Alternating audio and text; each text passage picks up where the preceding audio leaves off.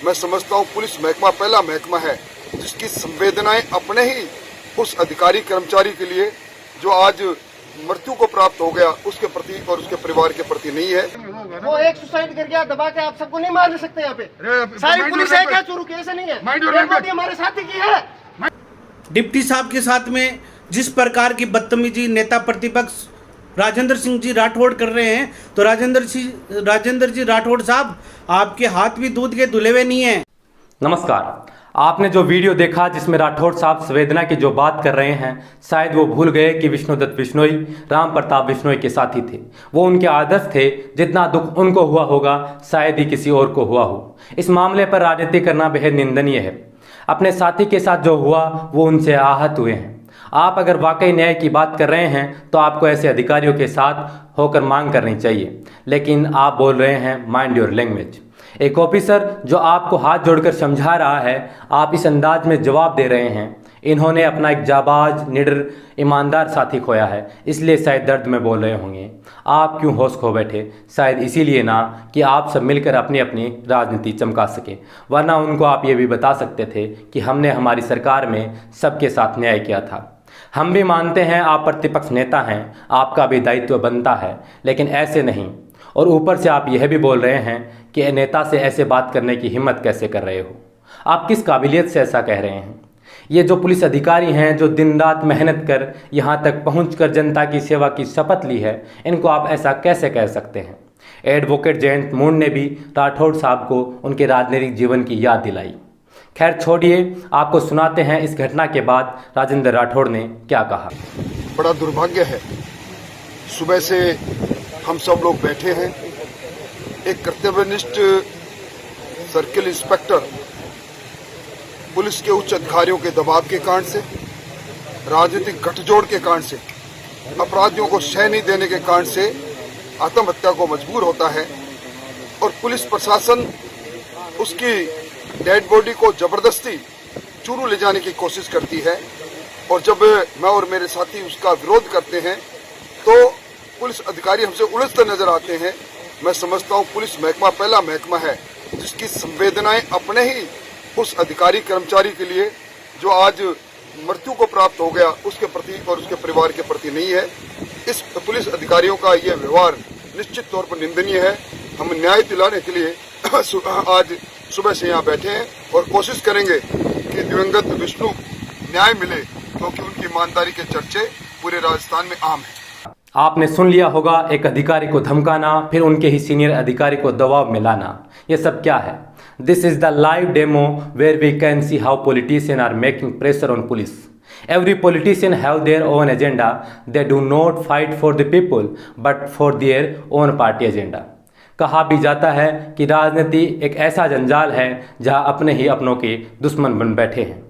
आज आपको कुछ उन अधिकारियों के बारे में बताऊंगा जो पहले भी राजनीतिक षड्यंत्रों के शिकार हुए हैं। मुंबई के इंस्पेक्टर दया नायक का नाम आपने सुना होगा, जिनके नाम सबसे ज़्यादा एनकाउंटर हैं, जिन्होंने एक इंटरव्यू में कहा कि जब हम किसी सरकार में कोई काम करते हैं, जैसे ही दूसरी सरकार आती है तो पहले वाले लोग हम पर ही जांच बैठा देते हैं। इसका नतीजा मुझे भी भुगतना पड़ा। मेरे खिलाफ भी जांच बैठा दी गई। मुझे भी एक अधिकारी से वांटेड बना दिया गया था। ऐसा चलता रहता है।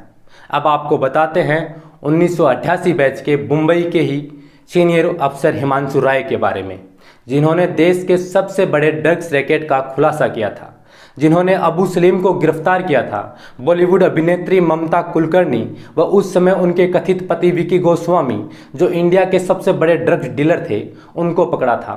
कई हाई प्रोफाइल केसों को अपने कार्य कुशलता से हल किया था, लेकिन मई 2018 में खुदकुशी कर ली। जांच हुई, आज तक कुछ पता ही नहीं चला। अभी 2 हफ्ते पहले हरियाणा कैडर की 2014 बैच की युवा IAS रानी नागर ने जो राजनीतिक दबाव के चलते 4 मई को इस्तीफा दे दिया। इससे पहले 2012 बैच के all India rank 14 IAS officer Mukesh Pandey ने भी आत्महत्या कर ली। जांच हुई, नतीजे मालूम नहीं चले। कर्नाटक के कैडर के IAS अधिकारी अनुराग तिवारी, जो कर्नाटक के बड़े घोटाले की जांच कर रहे थे, 2017 में रहस्यमयी परिस्थितियों में मौत हो गई। 2009 बैच के IAS DK रवि कुमार ने कड़ा एक्शन लिया, फिर एक दिन संदिग्ध हालत में मौत की खबर आई।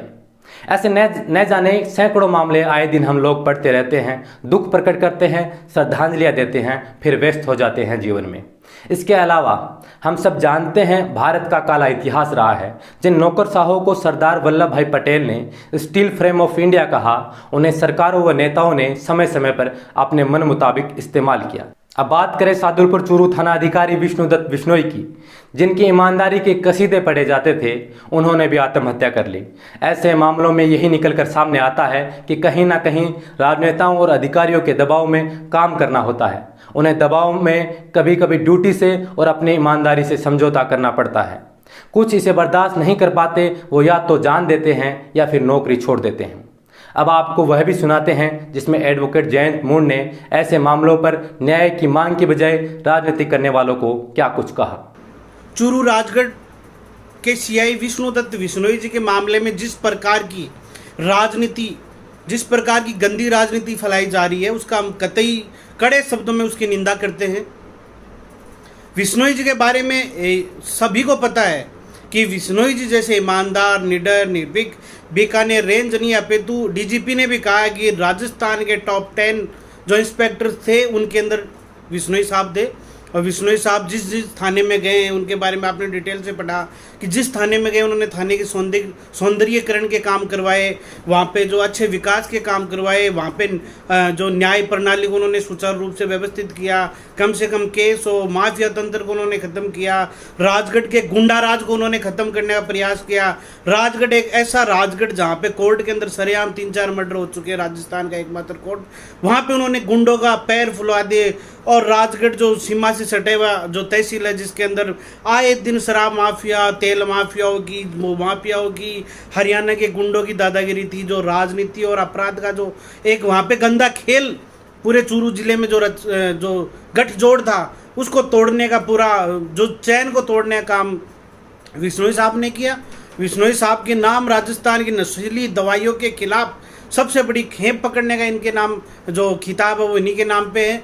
और इतने बेहद निडर, लेकिन इन्होंने मतलब कि आप ये देखो कि जो सुसाइड नोट लिखा है कि उसमें उन्होंने लिखा है कि मैं कायर नहीं हूँ, मुझे सताया जा रहा है।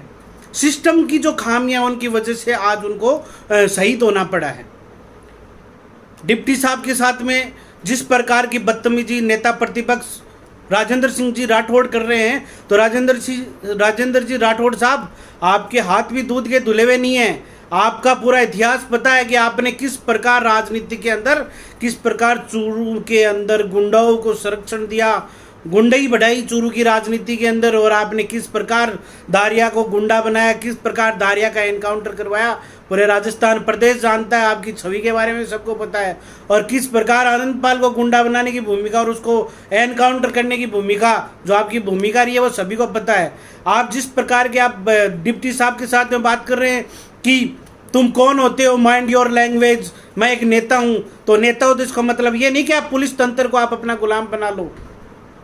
आप ये जो 2023 की चुनावी राजनीति की जो बिसात आप फैलाने का जो कोशिश कर रहे हो, ये जनता पूरी समझदार है, सब आपके बारे में जानते हैं। इसलिए इस प्रकार की गंदी राजनीति एक ईमानदार और एक पवित्र आत्मा के जो इंसान है उनकी सादत के ऊपर ऐसी गंदी राजनीति मत कीजिए। आपका इतिहास रहा होगा, लेकिन हम ऐसी गंदी राजनीति बर्दाश्त नहीं करेंगे।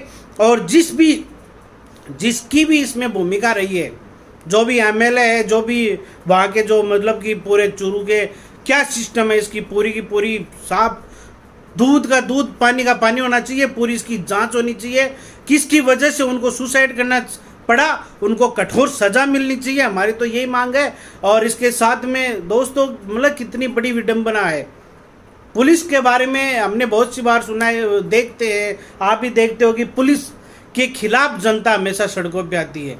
हमेशा जनता कहती है कि ये थानेदार गलत है, इसका ट्रांसफ़र करो, उसके लिए डिजायर लिखाते हैं। थानेदार कहीं पे जाने के लिए डिजायर लिखते हैं, लेकिन राजस्थान का एकमात्र जिंदा दिल इंसान था जिसकी डिजायर उसकी जनता लिखती थी। ये डिजायर जनता लिखती थी। जनता जहाँ जहाँ गए वहाँ की जनता ने इनके ट्रांसफ़र का विरोध किया है। मैंने उनको बेहद करीब से देखा है। मैंने श्री डूंगरगढ़ में रहते हुए भी देखा है और मैंने राजगढ़ में उनकी कार्यशैली भी देखी है। उन जैसा इंसान राजस्थान के अंदर बहुत ही कम इंसान बचे हैं। और इस मुद्दे को लेके जो भी गंदी राजनीति कर रहे हैं उनको गंदी राजनीति करने से रोकें। और जितने पुलिस के भाई हैं, जितने भी युवा हैं, उनसे यही अपील है कि जो ईमानदार लोग हैं उनके साथ में खड़े रहे, कंधे से कंधा मिलाए, ताकि दोबारा किसी एक विश्नोई जैसे जिंदा दिल इंसान को मरने की जरूरत ना पड़े।